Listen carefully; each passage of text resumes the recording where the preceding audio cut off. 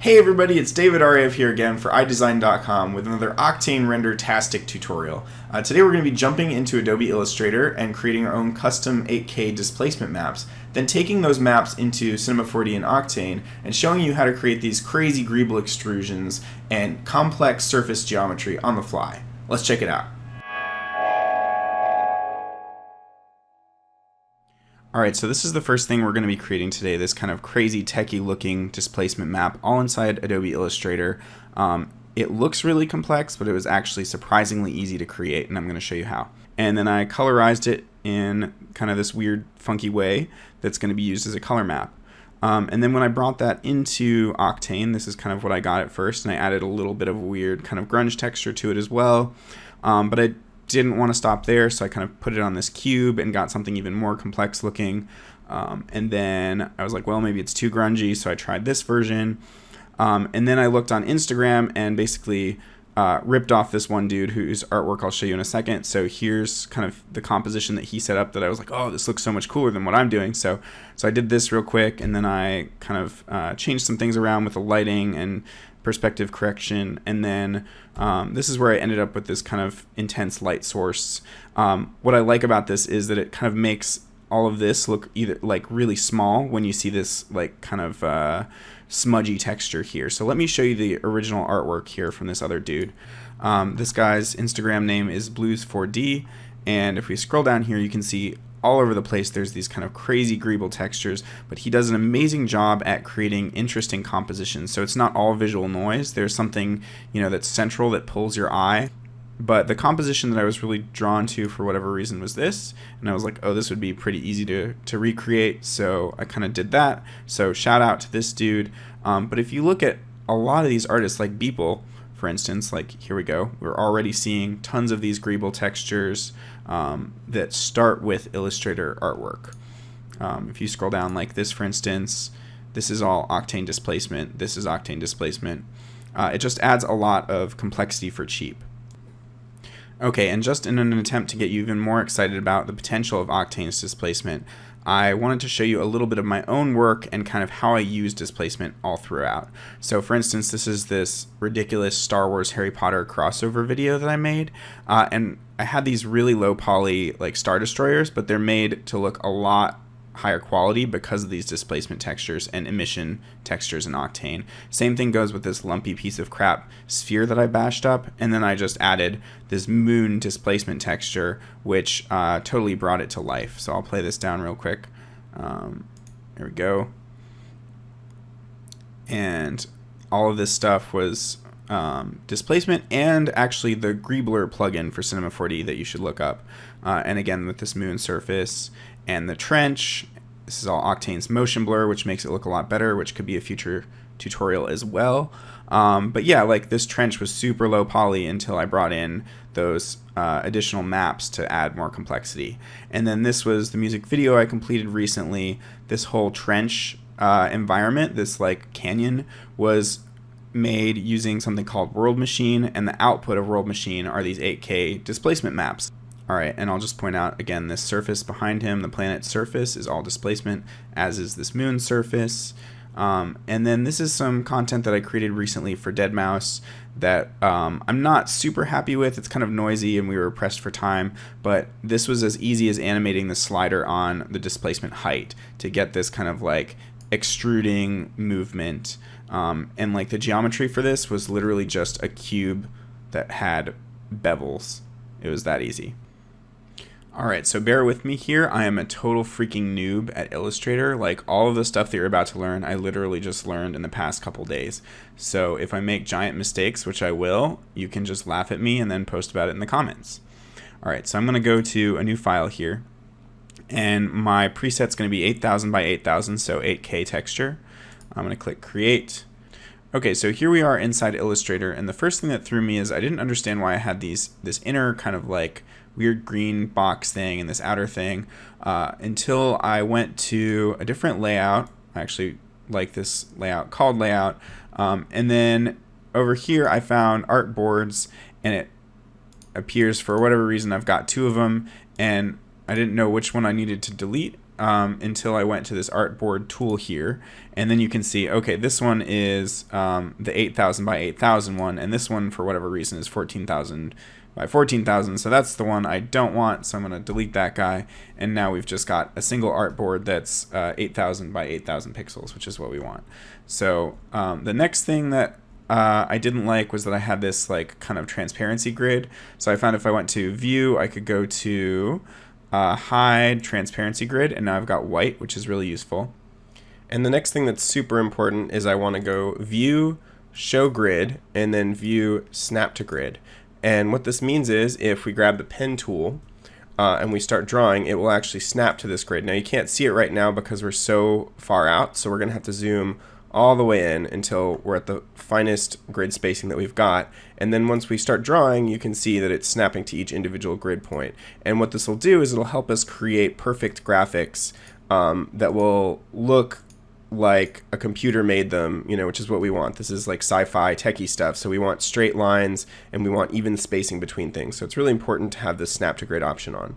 I'm going to go and change the preset for this really quick, so we have even kind of finer spacing. It looks like super crazy small right now, but actually we're going to want to be able to create even more detail in here. So I'm going to go to preferences, and then grid spacing, let's see, guides and grids here.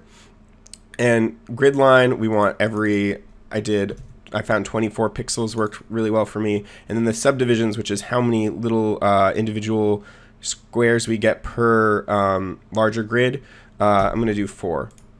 So there we go. Now if we zoom all the way in, we've got 4 boxes per larger grid spacing.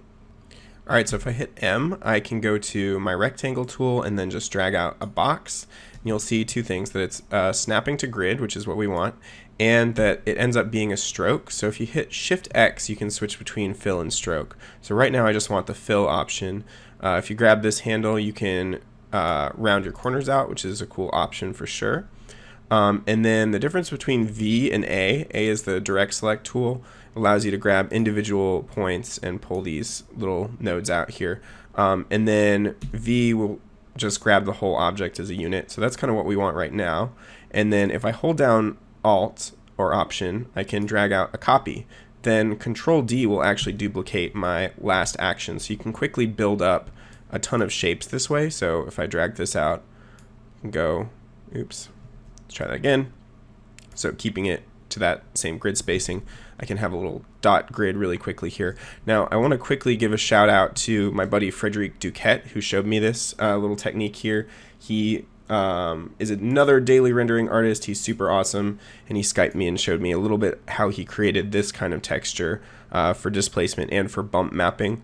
And this is his Instagram here, so follow this dude. He's already, you know, on his like 650th day of daily rendering, and he's crazy, and he's like uses these kind of textures all over the place too. So definitely check his work out. So I'm going to go back to this and do the same thing again. So what if I create something slightly more complex? Like, okay, say I do my little dot grid here. So again, holding down Alt, duplicate a few of these out, and then do this down this way. So something like that. But then we add in some additional shapes. Like say I've got this here, and then I grab my pen tool and I like create something kind of funky looking like this, and I'll just close it there and then grab A and bring this down.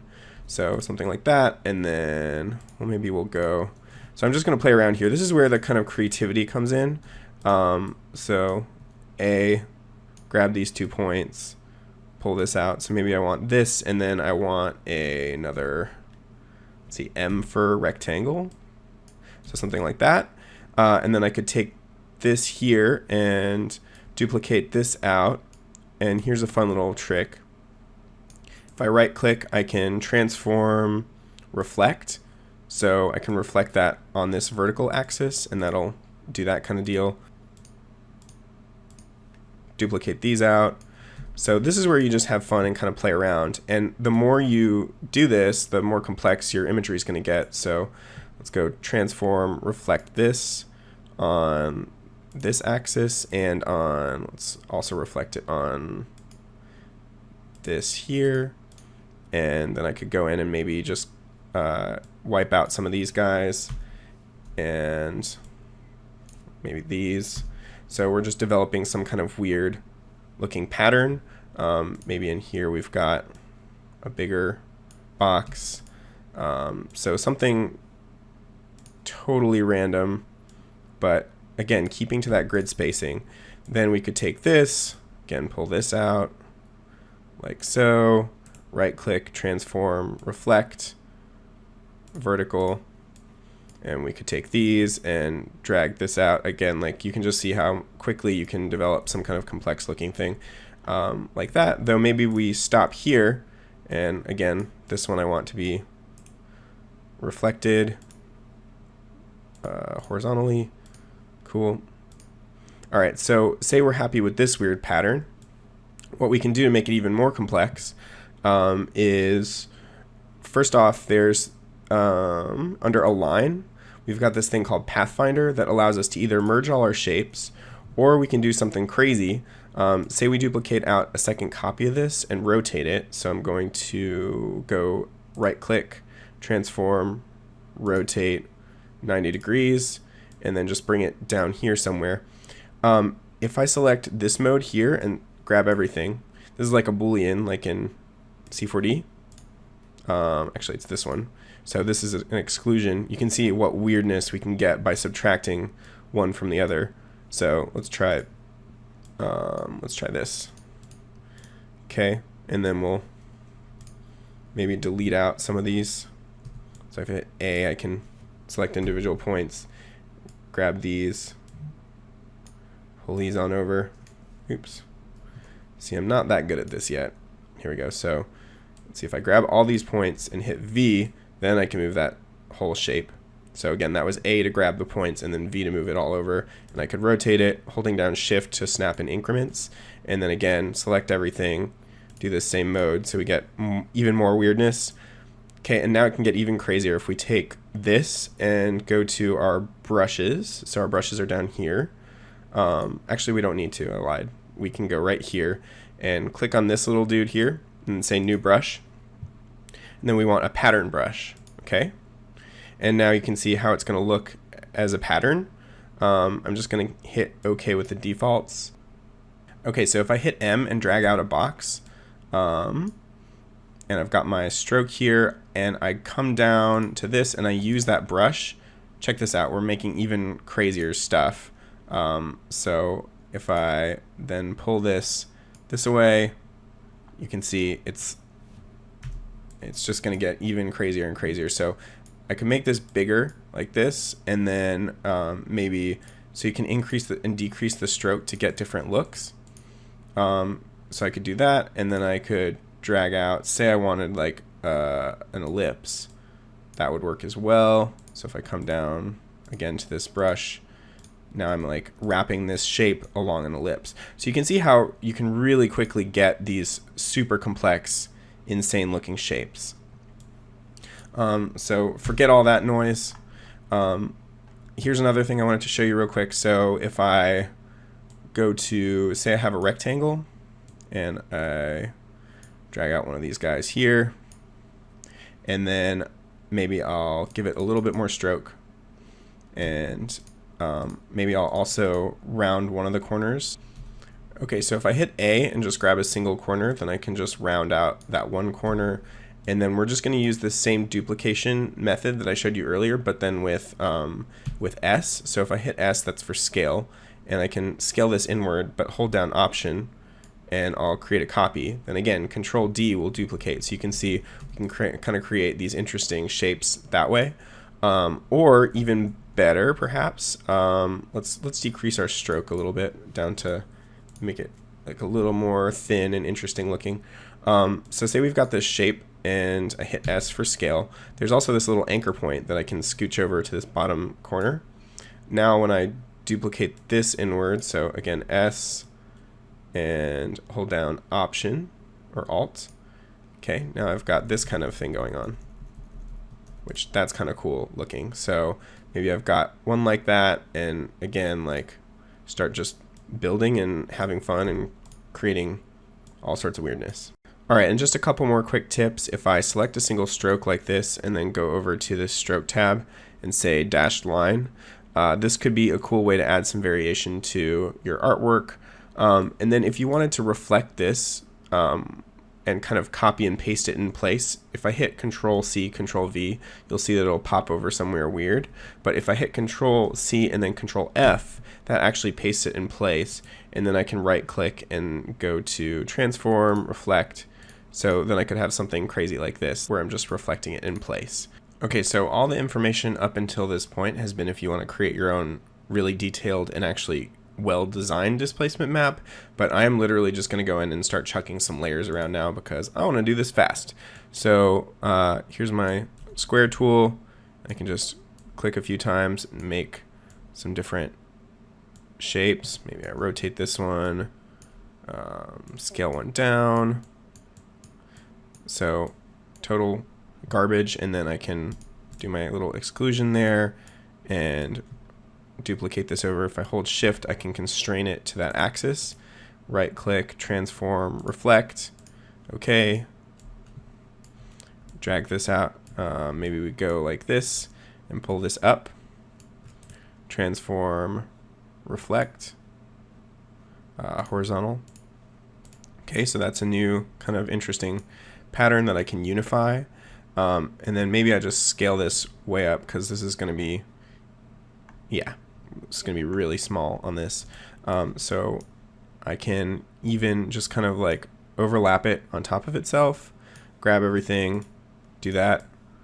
Or similarly, I could unify, and that'll create kind of fill areas as well. So duplicate, stretch it out a ton, unify, and keep going about just making more and more kind of visual noise essentially. Maybe we reflect this one, overlap the whole thing, cut it out, so we're getting even more madness. Let's scale that up. So that could be good. I'll bring this down, duplicate this guy, transform, reflect, horizontal, okay. So yeah, totally breaking all the rules that I just taught you about snapping to grid and all that. Okay, cool. So say that's our first layer. We can just create a new one here and start all over. So maybe this one we repeat a bunch of these elements here. So I'll create something like this and like that. And maybe we're actually a little more careful this time and create some kind of form like this. And so I can duplicate this guy down like so, and then pull this out and we'll reflect it.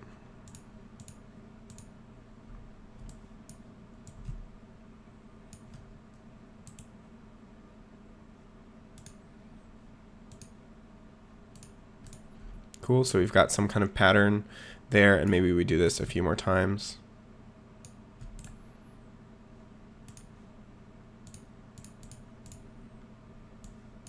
And then from there we can do this again.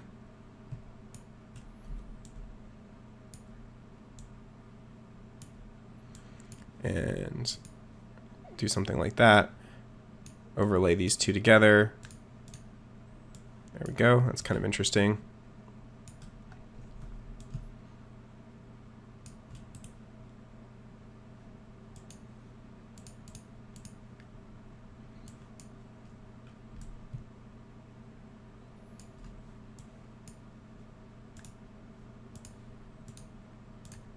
Cool.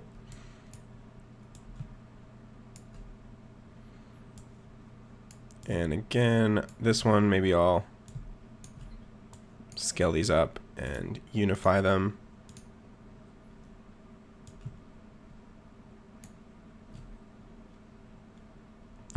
I can Command C, Command F, or Control C, Control F to paste it in place. transform, reflect again, horizontal. So that's kind of cool looking.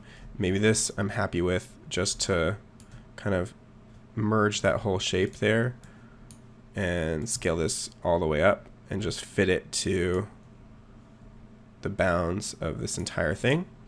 So now we've got these two layers together, and we can take them and hit Control A and come down to Window Transparency. There's a transparency panel here, and say I enter like 35% on this. Now all of a sudden we've got these different grayscale values and all this kind of visual information. Okay, let's call this good, even though it's not very good. So I'm going to jump over to After Effects, which is a program I'm much more comfortable in, and I'll just pull in this displacement map we just made as an Illustrator file, though I think it just pulled it in as a sequence. Let's make sure it didn't do that, because I've got these four here. So untick sequence. Okay, sure, footage, fine. Drag this into a new comp, and let's take a look. So cool, I'm going to add a background in. So let's go Control Y, and I'm going to make this like 50% gray, because with the displacement map, anything above mid-gray will displace upwards, and anything below will displace inwards. So I'm going to go 128, 128, 128. Okay. And now we can kind of actually take a look at what we've got. So the next thing I'm going to want to do is put down an adjustment layer. So Option Command or Option Control Y. And then if I hit Control Spacebar, I've got this plugin from Video Copilot called FX Console, which makes my After Effects work so much faster. It's basically like Shift-C in Cinema 4D. So if I type in curves, that should come up immediately. And if it doesn't, you can right-click and add to favorites. So you can really quickly go curves, and there it comes up immediately. So I'm just putting a curves layer as an adjustment layer on top so that we can make this a little more intense, and for our purposes see it better, and so that when we bring it in as a displacement map, it'll actually displace a lot more. And then I want to turn off adaptive resolution because that's annoying me. So cool, there we go. Now we can actually refine this further if we want by just duplicating this initial Illustrator file, bringing it maybe above here, and when we come in really far, we've still got detail in the map, so maybe we want to see a lot of micro displacements too. So if we scale this down to maybe like 40% or so, you can see we'll get like these really small bumps as well as these larger displacements. So though I don't like that it's this like defined square here, so what I could do is I could get my pen tool with G, hold down Shift so that we're constraining to right angles, and just start kind of like breaking this out here in whatever way you want, Tetris style here, just to make it a little less uniform. So say we like that, and we come back here, that should blend in a little bit better. So now we've got this patch that's a little bit darker, and we can kind of move it around, and you know, just like before, we could rotate it in increments of 90 degrees. And I'll just kind of duplicate this patch around down here. So we'll have kind of islands that are a little bit brighter and others that are darker. So let's do one more, bring it over here. Cool, and then finally maybe I want to duplicate this another time, and that kind of looks cool, but I can actually scale this up so that we have some bigger features as well. So maybe something like that. That's actually looking pretty good to me. Now the thing we want to be aware of is if I solo this in the background, you can see it's starting to get a little blurry here because we've scaled it up. But because it's Illustrator artwork, we can actually turn on this continuous rasterization, and that should clean up because it's a vector file which has infinite resolution. Okay, so let's turn all this back on, and say we're happy with that map. And actually I'm going to add one more adjustment layer up on top and then other curves and just boost this so that we get a little more bright values going on. So that looks pretty cool to me. We've got a full range of grayscale values there. So I'm going to save this and then I'm going to hit Control-Alt-S, which will save a still in After Effects. I'm going to create a new displacement map folder. All right, and then call this displacement 001, clever name. All right, and then I'm just going to do JPEG here. Crap. There we go, full quality. And render that out. Awesome. Okay, so if I jump back into Illustrator here, I can quickly create a color map just by selecting one of these layers here with this little square. And then say I make this one a kind of dark cyan. And this one can be, just go full Michael Bay here and make this a bright orange. So we'll do the orange and cyan thing. And it looks really terrible right here, but we'll be able to adjust it more in After Effects. So if I save this, and jump back into After Effects, since it's sourcing the Illustrator file, that's just going to seamlessly update. And we'll see how this looks in a second. So there you go. It's not too shabby. And I've just created this additional adjustment layer here that I can put a curves on to affect everything. And maybe I want to kind of bring down the gamma a little bit. Something like that maybe is cool. And then these little patches here, I could even add additional colors. So say I just filled those with so let's see what the default red looks like. So that's not too horrible actually. So if I do a few more of those, just copy that effect to these others here, then we'll have these little islands of red splashes, which could be cool, or maybe it'll look stupid, I don't know. So sure, something like that. Maybe we'll decrease the opacity of them.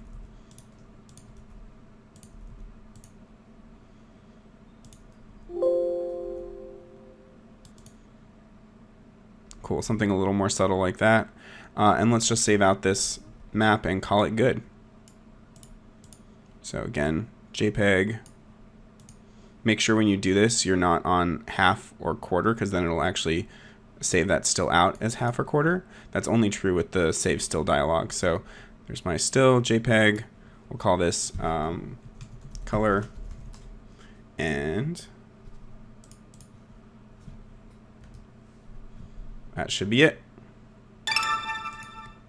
Okay, final little tip. If you guys are like me and you want to be either lazy or you don't want to necessarily build everything from scratch, a lot of other people make these displacement textures and you can buy them for cheap. This guy, the French Monkey, he has all of these packs that are super awesome. So if we scroll down to any of these Tekkit, Retina, or the other one that I like is the Voltaic pack, if you look at these, learn more, you can see these are these same kind of Illustrator artwork files, but a bajillion of them. There's like, I don't know, maybe 80 in here. I can't even remember.